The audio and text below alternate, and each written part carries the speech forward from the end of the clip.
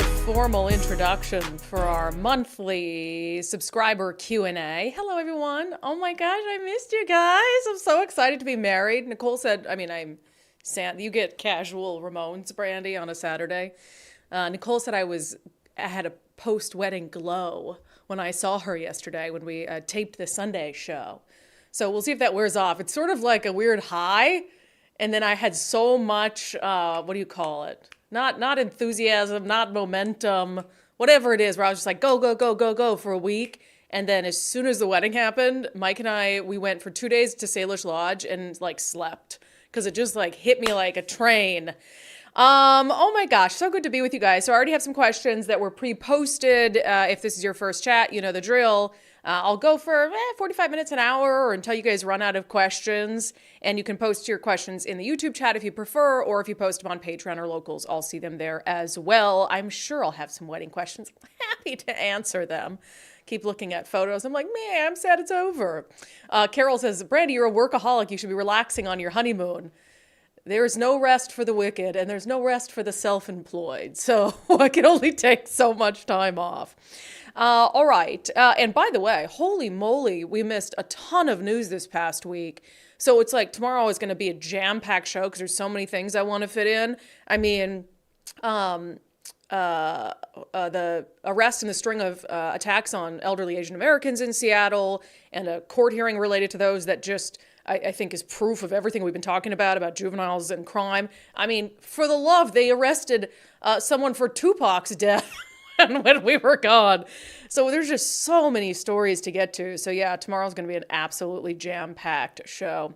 All right, let me get to some questions. Well, Charles said, you dare disrupt Saturday morning cartoons? Yes, I dare. You should have your kids watching this anyway. Remember, it's clean now. I don't curse on the show anymore. So they can watch and learn about politics and learn about our country. Probably better than any cartoon currently out there.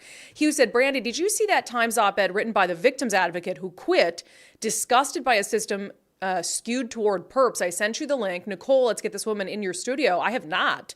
But if you send the link in, I'm sure Nicole has seen it. So that sounds like something that's right up our alley and that we're going to be focusing on a lot this month because Wendy Trainor's, her killer's sentencing is coming on October 20th. And I think it's going to renew the conversation around, how little our justice system values human life when it should be the opposite. This was another story that happened while we were gone that will definitely be discussed on the show tomorrow. Daniel says, with Target announcing closures in many inner cities because they announced several stores were closed, including 2 in Seattle, although not the one at 2nd Ave, which I was really surprised by. That one can't be profitable for them anymore. Daniel says, with Target announcing closures in many inner cities, leftists are coming up with other reasons besides theft for the closures, such as Amazon, bad management, high worker turnover, Target not doing well as a company. Do you think any of those reasons hold any merit? I mean, I don't know the inner workings of Target and whether, I think Amazon and how easy it is to get stuff delivered to your door has cut into all sorts of brick and mortar stores. So does that have something to do with it? Yeah, I'm sure. But Target's doing pretty well in a lot of areas of the country. I mean, every woman knows what it's like to walk into a Target to go buy one thing and come out like $400 later and like, what did I do? No, this is just, it's the sad state of how divided we are because people who are of, a progressive or a leftist mindset, they don't want to admit and they don't want to have to acknowledge that it is their political party, it is politicians who align with their ideology that have done this to the city because you can't blame it on anyone else, right? So when you're in a state that's had one party control for so long at the state level, at least the past 8 years, 40 years in the governor's mansion, the city of Seattle, I don't even know if I could tell you the last time they had a true Republican who was in charge of city government. And so they can't blame it on the other party. And so they try to find all these other factors to avoid blaming on simply bad policy. And that's really what's at stake here. I mean, businesses are for-profit companies. This isn't charity. I mean, we have seen what has happened to businesses big and small, not only in downtown areas, Northgate in Seattle with people just loading up TVs and pushing them out the door and nothing's going to be done to those individuals. And so it's a result of bad policies that have created this environment where One, there's a lot of people committing crimes like that because they have drug habits, right? And so you're stealing things. I mean, if you go down on 3rd Avenue, 4th Avenue in Seattle, somebody's tried to sell me vacuums twice, like nice vacuums, probably from Target for like $50, which I should have taken them up on it because those vacuums are like $300. And then somebody tried to sell me a pair of shoes from Zara that I already own. I'm like, I have those shoes. I paid full price for those shoes. And so those are people with a drug habit. So our policies in decriminalizing drugs have led to this environment where you have a bunch of people hooked on drugs. They need to get their fix and they're stealing from businesses. And then you have this environment with a crumbling criminal justice system. And so there's no consequences for these individuals. That's why we call them repeat offenders, because they're in and out of the criminal justice system, sometimes 100 times with no, one, real consequences, and two, no meaningful help for the reason that they are involved in that activity, be it mental health issues, substance abuse, or both. I mean, what are the best, brightest policies the city council comes up with? Lisa Herbold wants to decriminalize, all misdemeanor crimes and give people a poverty defense. It's not a poverty defense.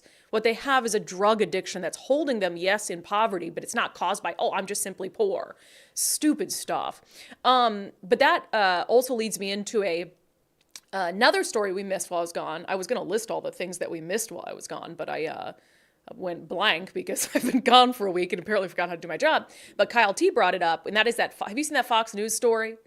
So Fox News sent some guy for Jesse Waters' show to interview, it's called Man on the Street interviews, where they just ask people about stuff happening in Seattle. And the clip that they put out included a bunch of Seattleites like mocking Fox News, like, crime's bad. You think crime's bad? Everything inverse, or claiming that I don't ever see any crimes. Robberies? What do you mean? Burglaries? What do you mean? And so Kyle asked, he said, this square's got to work today. It doesn't make you square to work. You got to work.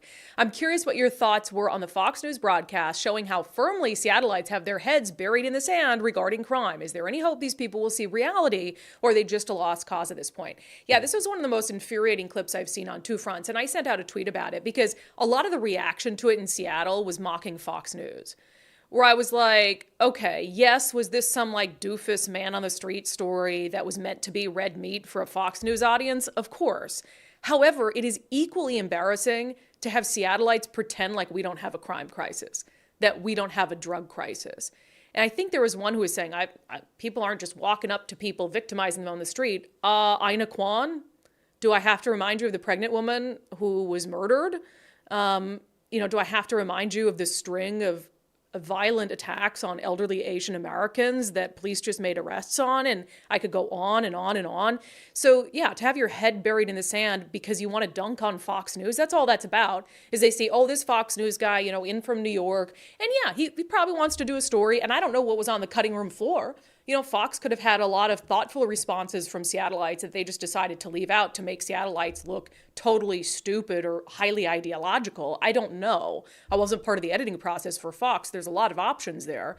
However, any Seattleites who look at that video and aren't like kind of embarrassed, I question whether they actually like the city. Because if you love the city, then you should be really disturbed by what's happening in the city and the victimization and the crime. This isn't the city that we deserve. That's not the city that Seattle can be. And that's why I get so pissed off about bad policies, because Seattle is a gorgeous place.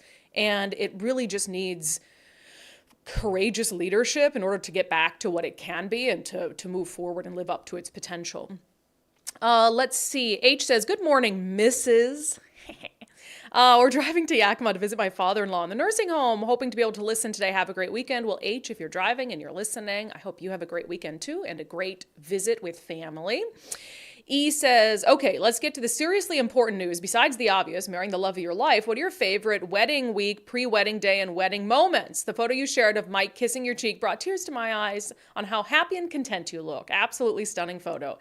Yeah, there's those. And then I just got some pictures from my sister today of Mike and I like grinding on the dance floor. So it was like quite the juxtaposition from the wedding to the after party.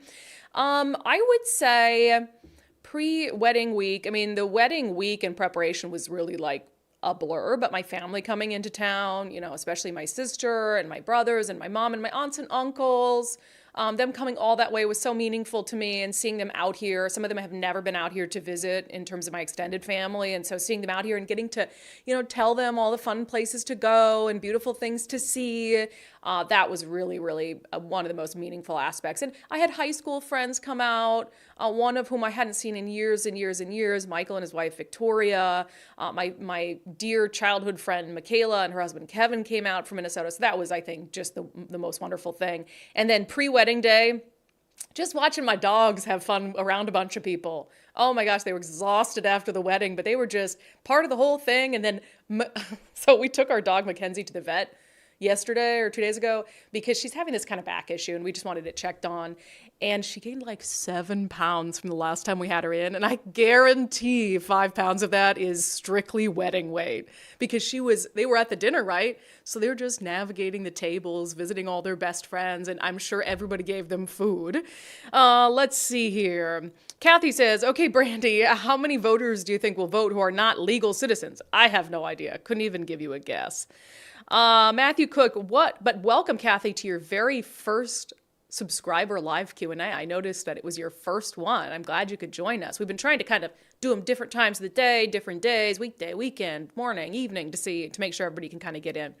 Let's see. Matthew Cook says, Green Coat Lady is a perfect example of progressive privilege. She's not affected by the crime, so she's happy to vote for progressive ideologues, living in a silo and the loss of community. So he's referencing one of the people in that Fox News video who was like mocking the interviewer.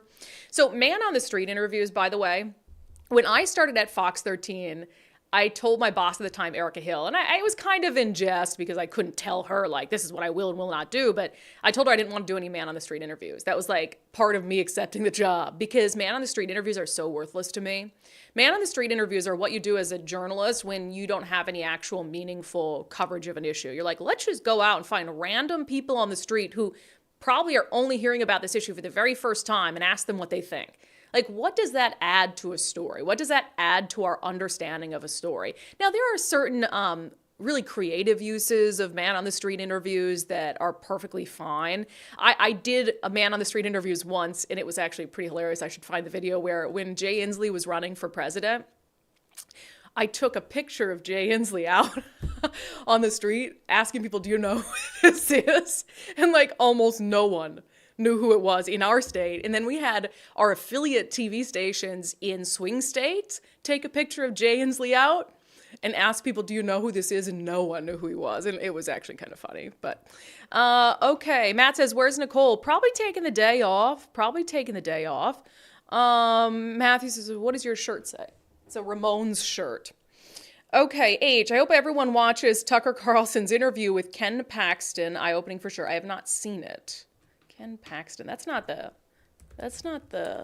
hold on. Oh, the Texas Attorney General, yeah, sorry, I don't know why that didn't strike me right away. I'll have to watch it. Let me see here. Heidi Ryan says, how was the farm? What farm? What farm, Heidi? I don't know what you're referring to. All right. Kathy says, you didn't take much of a honeymoon. Like I said, no rest for the self-employed. All right, let me check locals quick. I have a itch in my nose today. Okay. Weiss Castle says, don't know why you bother. You pretty much do this 4 days a week for those who can attend live. You schedule this so haphazardly anyway. Don't most people already have 10 things to do on a Saturday morning? Don't want to sound mean, but I really don't get it. Yeah, Weiss Castle, you complain every time I do one of these about the timing of it. I don't know what timing would make you happy, but I do them as I can fit them in, and schedules are always in flux, and so we've been trying to do them different days, weekdays, weekends, morning, evening. If you let me know what day would work for you, I can try to schedule one around your schedule, but I know that people have a variety of schedules. And so sometimes we can schedule them in advance, but I don't want to cancel them because then it just creates a whole thing. So we just try to schedule them towards the end of the month because that's allows people who've signed up during that month to be able to join in. And so that's why they always kind of come toward the end of the month. But we do the best that we can. All right, Riley S. Joe, subscribed last Sunday just so I could keep watching this week while you're away by binging the Sundays with Subscribers backlog. And now I wonder how you do all of this for just $5 a month. Oh, Thank you. Well, we do all of it for $5 a month because we have a lot of subscribers who are able to support the show. And then we supplement that with our sponsorship income. So that's how we're able to do all of it for $5 a month. And how Nicole and Daryl are able to pitch into the podcast as well. But I appreciate you subscribing. And we have a great backlog of SWS episodes. And tomorrow we have Glenn Morgan, who a lot of people were like, you got to get Glenn Morgan on the show. And Glenn Morgan is such a cool guy. We've met at a couple events, but never really sat down and had a conversation until we taped for tomorrow's episode. So if you don't know him, he's like a government watchdog extraordinaire. He has led to a lot of changes with, the PDC and campaign finance through complaints that he's filed. And he just has a lot of fascinating stories about how the government and subjects of his videos and stories have come after him. He's been sued, a bajillion times. And he is the founder of We the Governed. And one of the really interesting things that we talked about is, okay, he's, for all intents and purposes, a regular citizen who just got really passionate about government accountability and reining in big government. And he gives some good advice for people who are also passionate about that, but don't know kind of the avenue to make a difference. I mean, one of the good examples I have of that is the Olympia mom who we talk to all the time on the show, who she just took it upon herself to start digging into these issues. And she, now gets sent documents in the mail and public records to dig into even further. And so it just shows you like the true impact one person can have if they set their mind to it and they really want to utilize the tools that are available to them to be able to dig into the government and hold the government accountable. Heidi Ryan says, John Curley's farm. So I got married at our friend John Curley's home. John Curley used to be on Evening Magazine. He's now a host on Cairo Radio. He's been doing that for some time. And it was so nice of him to allow us to use his beautiful property. He's got like 10 acres in Cle Elum, this beautiful big barn that sleeps like 17. So my wedding party stayed there all weekend. And just this gorgeous, there's a pond. And it was so, so nice. And in fact, it is going to be, my understanding, a full-time venue. And so as soon as they launch that and get their website up, I'll absolutely share it because it was just gorgeous. And we got so many compliments on the venue and oh my gosh, we loved it. And it was just so generous of him and his wife, Nicole, to allow us to use it. H says, most of us appreciate everything you do for us. Don't listen to the negative Nellies. Well, feedback's fine. I think there's a way to give feedback, but also to understand that we have a million things to fit in as part of, the offering of the show. And I love doing these monthly Q&As, but to think I can schedule them 2 weeks in advance or a week in advance with everything going on, I just don't know if that's feasible. And a lot of people end up just like, they'll see it the day of and they'll be like, oh, I'm going to join that. So I'm not sure there's a ton of people who like schedule time a week out to do the Q&As. But if you have any feedback, I'm happy to listen to it. All right. Doug Wallace says, I've listened from Atlanta, wherever I can catch you. Plus, when I visit Seattle, which I do a lot, I listen to your regular show and really enjoy it. Thank you, Doug. Oh, you listen from Atlanta. What kind of business are you in if you're back and forth, and coming to Seattle a lot? That's interesting. Okay, let me look on Patreon. Megan says, so nice to have you back, Brandi. What are your impressions of the second Republican debate? Oh my gosh, what a train wreck. I mean, truly, I don't know whether to blame moderators or the candidates. I think it's a mix of both. There are certainly some moderators who command enough respect that they can keep a debate in line just because of, I don't know if it's who they are, but more so their rapport that they have with the candidates, their stage presence, etc. But sometimes it can be really, really hard, even if you're an excellent debate moderator. I've moderated many debates when I was in mainstream news. Sometimes it can be really hard if a candidate is dead set on, interjecting. You have to have tools in place. I mean, muting the mic is a good tool, and sometimes you have to use it if someone just will not shut up and they're cutting into other people's times. But at this point, Trump's not there, right? And the candidates took a little more aggressive approach on criticizing Trump and some of his policies and actions and inaction, which I think they sort of shied away from the first time around. They also, a lot of them took a harder line on Vivek because you guys, I can't get it right. Vivek, because he really was, I think, one of the shining stars of the first debate and got a lot of time. And so I think that they were naturally continued to sort of press on him. Ron DeSantis had a better second debate than he did a first debate, but I still don't think it was anything spectacular. I think Nikki Haley has been the best showing in both debates. I think, she had a couple missed moments. Like she was kind of nasty to Vivek, which I didn't particularly like or think was becoming. But to me, she seems the most presidential of anyone on stage. I really like Nikki Haley. I've kind of wish-washed on her a little bit because she's wish-washed on Trump. And I just kind of, it feels like she does that more so like, where are the political winds blowing today? And that's where I am on Trump. But to me, it was just an absolute disaster. And I think most political pundits on both sides came away being like, that was a mess and we didn't really get anything out of that. I think the field has to narrow.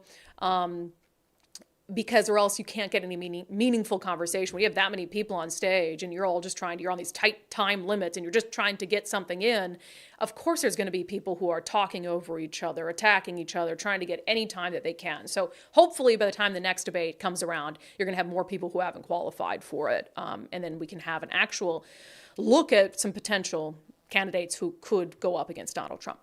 Okay, let me see. Y said, yeah, I heard that big left corporations like Nike are leaving their blue city and moving to red states and cities. I sure hope they won't go ruin those places too. And did I hear correctly that the California governor vetoed the gender affirmation stance in custody battles? Oh, so let's take those in two. Yeah, Nike, Nordstrom's I think they closed their flagship in San Francisco.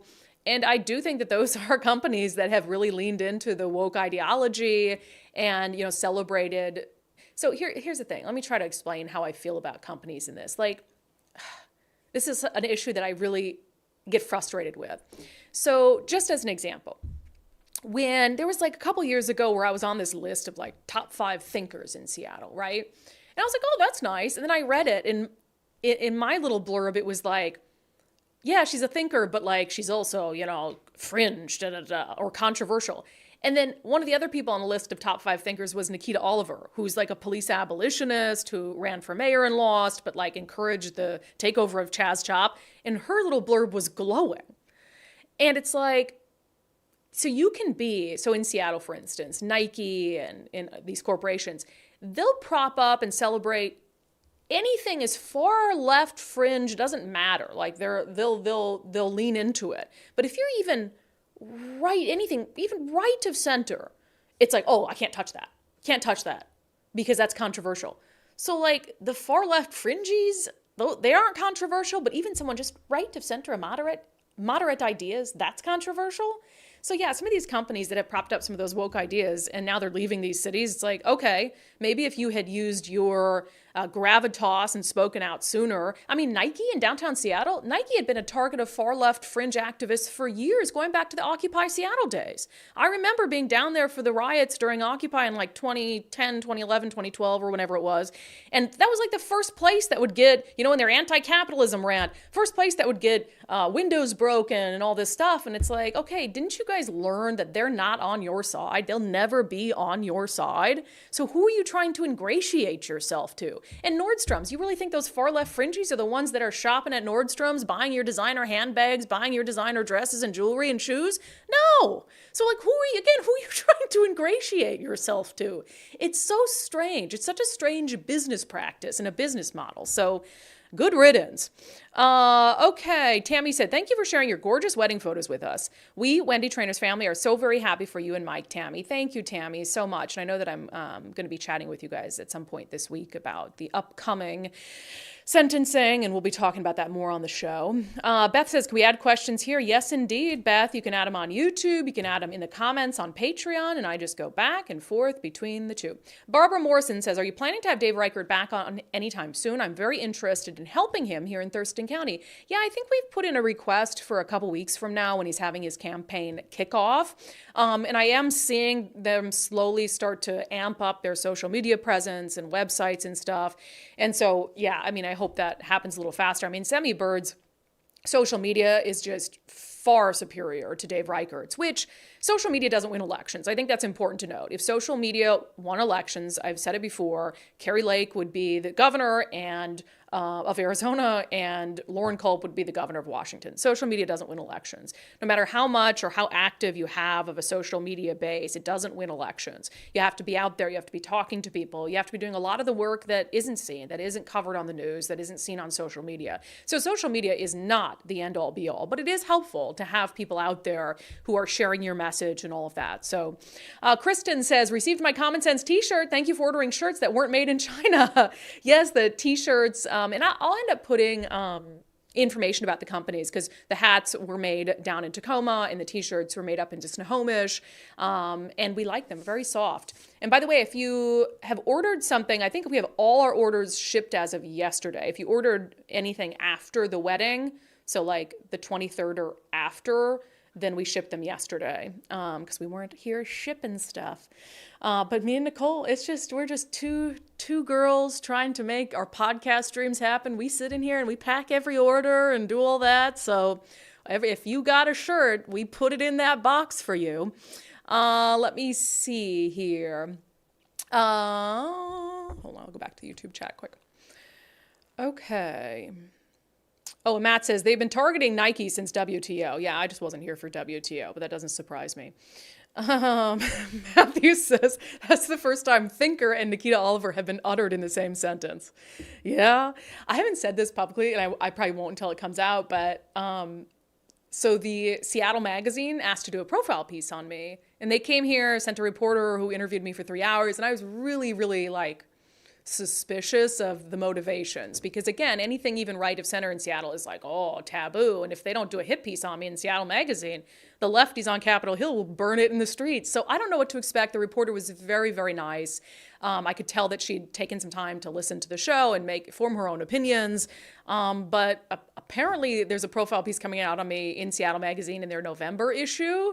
So we'll see if I was wrong to do it. But no, it seemed the way that they kind of framed it to me, and people write bad stories about me anytime. So if it is a bad story, it's add it to the list.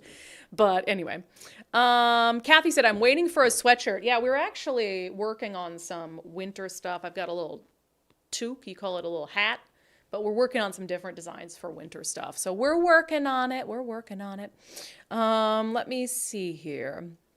Kathy said, Brandi, how do you think RFK going independent changes things? Such a good question. Also something we're going to talk about on the show tomorrow. So I like whenever someone wants to just disrupt the two-party duopoly. But, depending on how you look at it, I don't really know who it hurts more.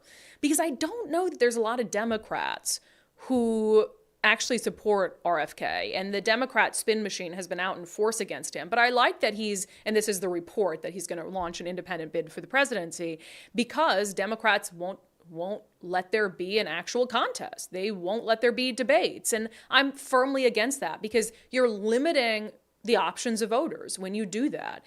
And that's kind of been one of my arguments for term limits is, look, if voters want to put the same person back in office over and over again, then part of me is like, well, then that's up to the voters. However, it's actually the party who determines who gets to stay and what your options are on the ballot. Because do you think voters in California wouldn't have preferred someone else besides Dianne Feinstein, who, I learned a long time ago in this business that it's only people without a soul who criticize someone just days after they pass away. So I'm going to not say anything about that and just offer my condolences to her passing, and then we can critique, some of what led up to it on the show tomorrow. But of course, voters in California would have chosen someone else if they had options, but the party doesn't give them options. And that's the problem. So the party isn't giving voters options besides Joe Biden, which is a terrible option. So RFK is like, well, I'm just going to do my own thing. Now, I tend to think there are more Republicans, especially if it's Trump on the ticket, who would support RFK. And so then you'd have a lot of losses there. So I actually think it hurts Republicans a little bit more to have RFK go independent, but I'm not fully sure. Okay. Brandi still thinks we have a choice. No, I don't think you have a choice. That's what I just said. The parties aren't giving us a choice. Okay, let me check locals and Patreon quick. Cheryl said, have you considered doing an unpaid internship for someone to learn about the business and help out? Yes, but we're just still so we're going to enter these last 3 months of the year like a full court press on the podcast to try to position ourselves well for 2024, try to add content that is specifically election related. So we just have a ton going on, and I hate to use this phrase, but a lot of moving parts. And so sometimes with internships, it's almost more of a work distraction to have someone in, because you do want to. The worst internships are just like, hey, come in here and do this like grunt work, because you're not teaching them anything. And so I want to make sure that if we have an intern or we offer that opportunity, we really have the time to dedicate to helping them learn the business, to helping answer their questions and helping them learn skills, as opposed to just like, hey, we're crazy today, so just go, stuff boxes with merch. That's not what I want. But eventually, when we get, our feet under us, I think at the end of the year, especially in 2024, it'd be very good. And you guys can help, by the way, with our 3-month full court press. If you have family members who you think would love unDivided, try to convince them to become a subscriber. We do a 7-day free trial on Patreon, so that's always a good option. Let me see.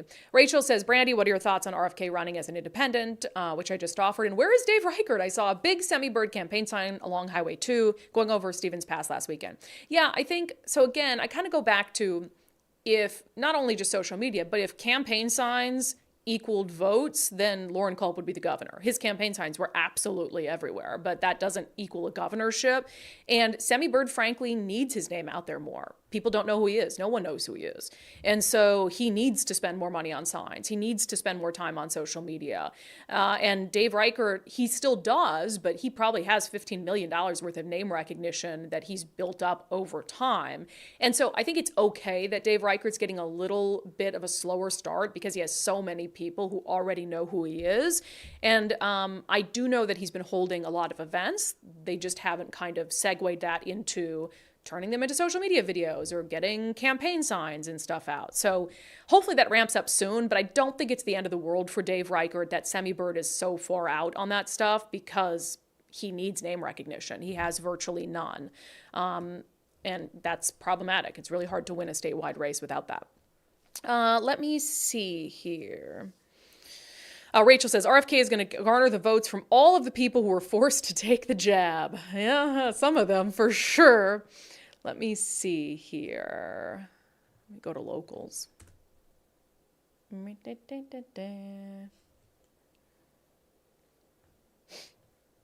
It's hard doing this myself, because then I'm perusing for your questions and then I just make little noises in the process. Crafty Grandma Crispy says, dang it, I'll be watching my 5-year-old niece cheer at a football game. I will miss you all. I really enjoyed the last one. Congratulations on your marriage. May it be long and lasting. A mutual friend of ours sneaked me a pic of you dancing. You looked very happy. Yes, I found out you know my friend Dan Skaggan. So that's awesome. He knows you from, I think, childhood, basically. So that was really cool to find out that we have a tie to Crafty Grandma. Matt says, over 13 months to go to the election and I want to be sedated. I want to be sedated. Is that what that song is? I have a bad time remembering lyrics. Okay. Go back to Patreon. Remember, we do until you guys run out of questions, and then we go. I wonder if Daryl's still here. D. Davis, are you still on the live chat? Let me know. I got to get Daryl Davis in here modeling our hats and stuff. Nobody wants to see me model a hat. So Daryl looks really good in hats. I need him to model hats. All right, I don't see any new questions, so I'll wait a little bit and see what we got.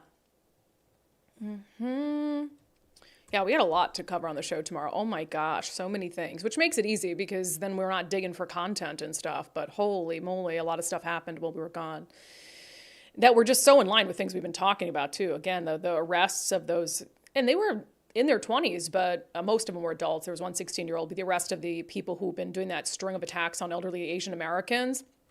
There was this judge, and we'll play the clip tomorrow, but one of them is in court like, what do you mean I can't get house arrest? You guys give people who shoot people house arrest. And the judge says, I'm not letting you out.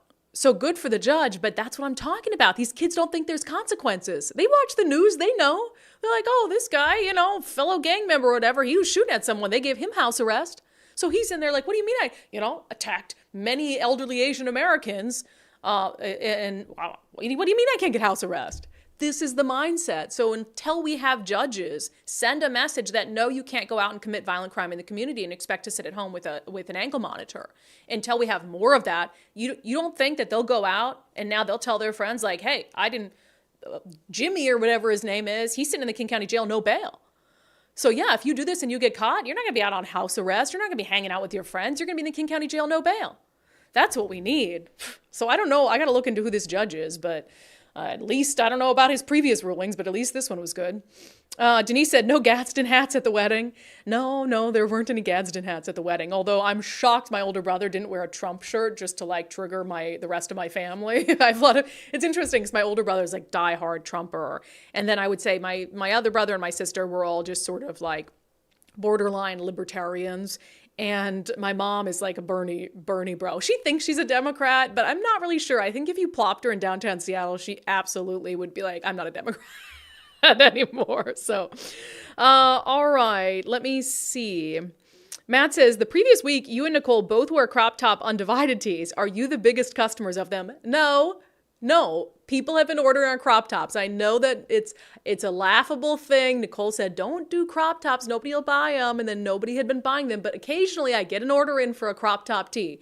But we're totally doing with the merch thing. I'm going to have Daryl, Nicole, and I, we're each going to create a design, some sort of item that's like around the maybe $20 price point. So it's equal. And then we're not going to tell you guys who created what. And we're going to post them to the website.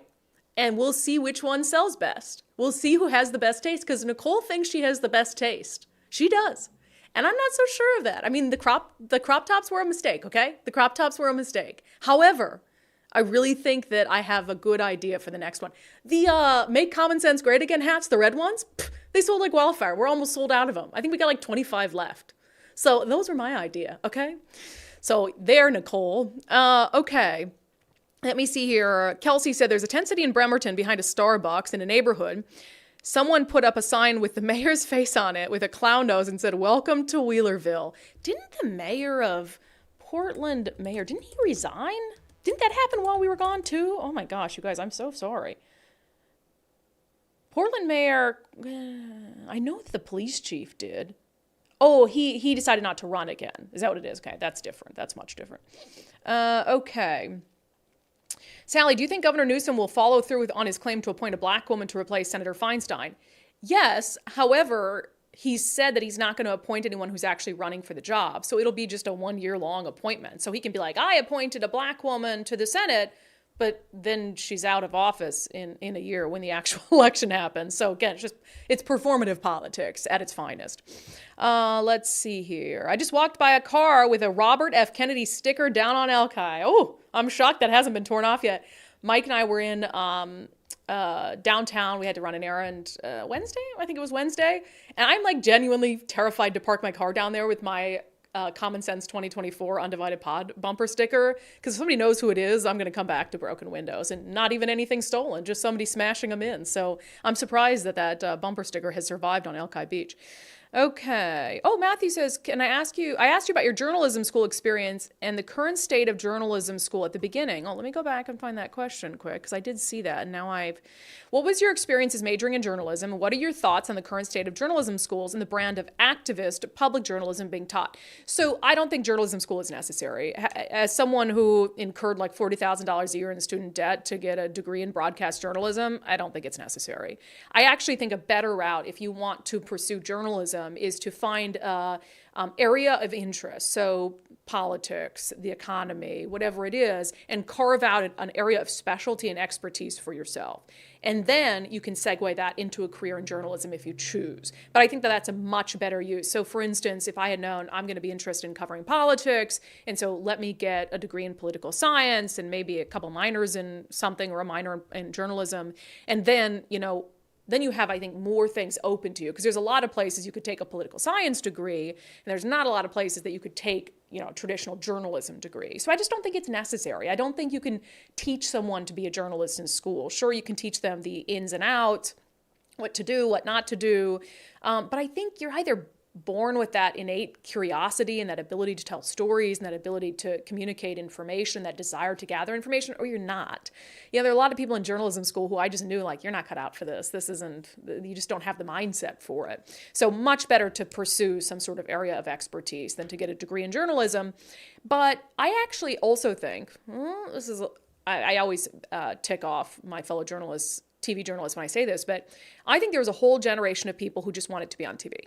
Who just they're like, I'm pretty or I'm handsome and I'm going to be on TV, And I never wanted to be on TV. I wanted to be a radio journalist, and that's where I started my career. But now I think those people, that kind of person, they're realizing, well, I can do that. I can just be an influencer. I can be, I can get my face out there on Instagram or TikTok, and I don't have to be on TV and do the slog and all this hard work. And so I think you've weeded those people out, because TV news is a grind. It is a difficult job. And a lot of places don't pay very well. And so I think, we trained American TV viewers to expect someone super attractive and like really well put together. And are there people who are attractive and really good journalists? Of course there are.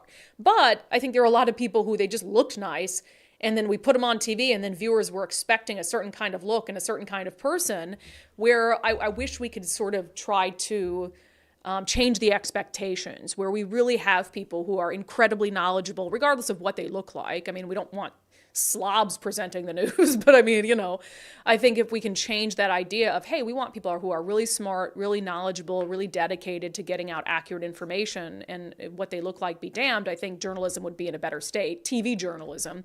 But I don't know, when I went to journalism school, so I graduated in 2010, the whole activist journalism thing really wasn't an issue at the University of Nebraska. I mean, looking back, they really just taught us the basics of gathering information and technical basics. So I don't think that activism journalism really came out, or the extreme media bias really reared its head until after I was already out of college. So hopefully that answers your question.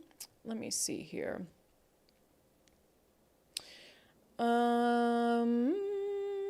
Matthew says, major in common sense. Yeah, that's part of it. That's just life experience. All right, I'm going to make sure I'm not missing any questions. We will start to wrap up. I have my car in the shop today. Wish me luck if you know how my last shop visit went. I'm just getting an oil change, though. I think it'll be fine. Let me see. Oh, Lynn says, I know that there's a paywall for a reason, but I was wondering if you would release for everyone to see the sign guy interview that you did, the guy from Canada.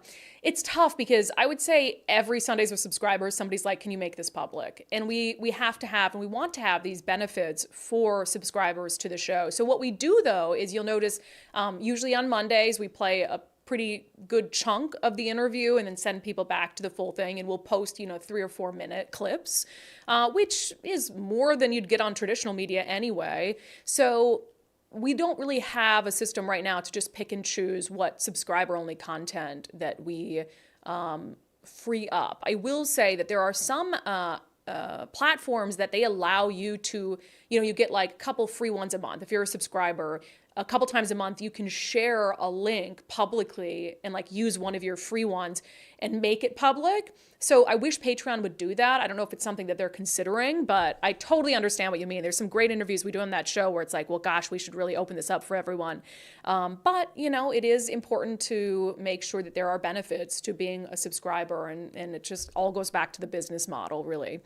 Okay, Tammy said, from what I understand, Target is closing several of their stores because of all the thefts. What are your thoughts on that? We talked about that a little bit earlier. I know that in my area, stores like Safeway and Fred Meyer are having a horrible problem with shoplifters. Why are these thugs still being allowed to just walk out the door and security just stands there watching? How can these stores empower their security and hold the thieves accountable? So we did talk about Target earlier on, which it's just not a surprise to me that they're closing down. But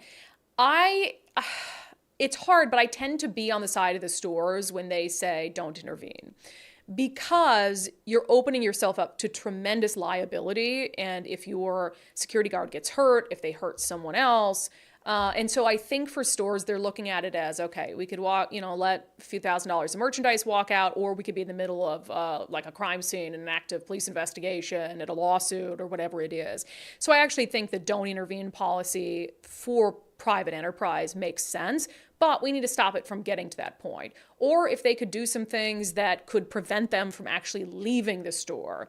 But that's hard too, because, I'm thinking about maybe you drop the security gates, but now you've locked this criminal inside with a bunch of law-abiding customers, and that's not good either. So you see where that gets into this really tricky situation with liability. So we just need to have policies. First of all, we need to have police department staff to an appropriate level where they can respond to calls like that, and where stores will call the police because they know there's going to be a response. We don't have the number of police officers to be able to do that right now. They're responding to life or death emergencies.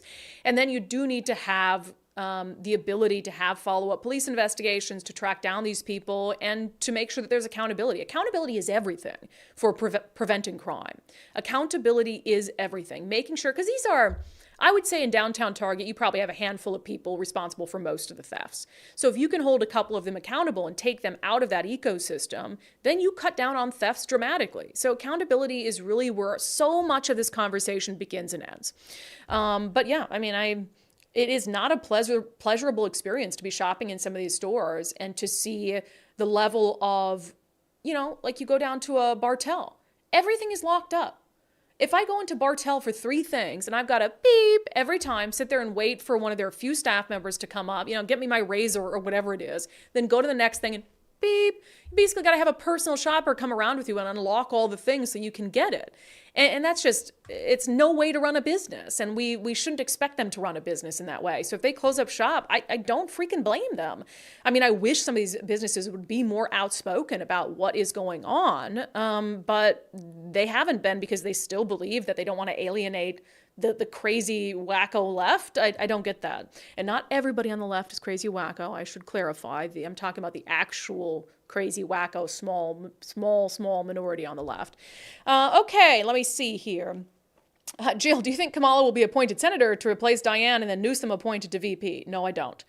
I do not. I don't think Kamala would. That's a downgrade. She was a senator, so I don't think that'll happen.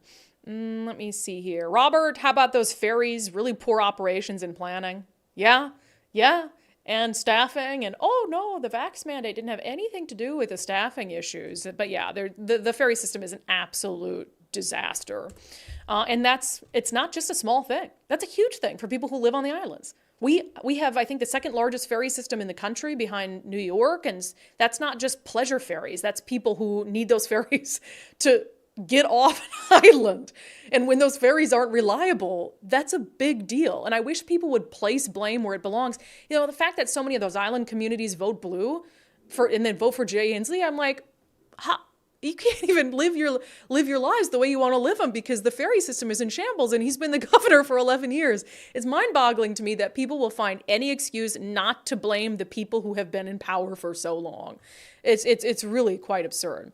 Okay, I think I have mostly caught up. Kelsey said, I may have come late to this, so maybe you already covered it, but thoughts on the government shutdown. I'll share more of my thoughts on the shutdown. This is a pretty normal dance, right? That they come up and they're like, oh, if we don't get what we want, then a government shutdown. But I'll have some thoughts on that tomorrow after I assess the current state of things. Let me see. Okay. I think I got everything in. I don't know if Daryl is still on the chat because he started this. I might have to stop it myself. Daryl, do you know if I have to stop the live stream myself? Hold on, guys. Let's see if Daryl will stop it for me. And in the meantime, appreciate you guys. And I'm excited for a new month. As I said, we're doing like a we're going to be reaching out to subscribers who, maybe were at one point subscribers, aren't anymore. We're going to be in this whole full court press. You're going to see ads out there because we're really trying to beef up our offerings before 2024 elections start in earnest. So the best thing that you can do is share unDivided with all your friends and family, explain to them the mission of the show, see if they'll try our 7-day free trial on Patreon and see if we can get them hooked because there's a lot of free content that we offer as well. So yeah, okay, I'm going to end the stream. I think I can do it here. You see how I literally can't do anything without Daryl and Nicole? I'm like totally worthless. And thank you for all your kind wedding wishes. I sure do appreciate it. And I'm excited to get back to a full week of shows. Okay, I'm going to end the stream and see if this happens. Okay, bye.